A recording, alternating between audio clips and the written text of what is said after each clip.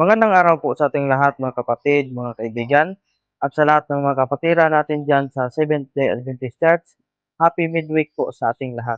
So ang Bible verse po natin ngayon mga kapatid ay makikita po natin dito po sa Psalm 103 verse 8 says, "The Lord is merciful and gracious, slow to anger, and abounding in mercy." So ito pala ang ating Panginoon mga kapatid.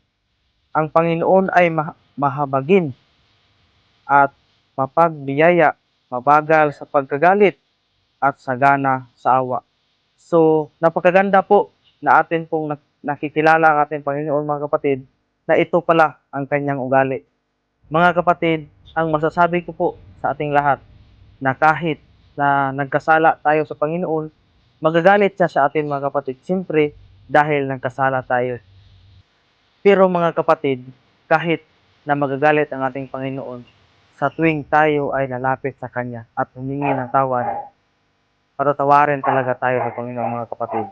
Dahil maaawa po siya sa atin mga kapatid dahil mahal na mahal po tayo sa Panginoon. So yan po ang Bible verse natin ngayon sa araw na ito mga kapatid. I hope na na-inspire ka sa Bible verse natin ngayon kapatid.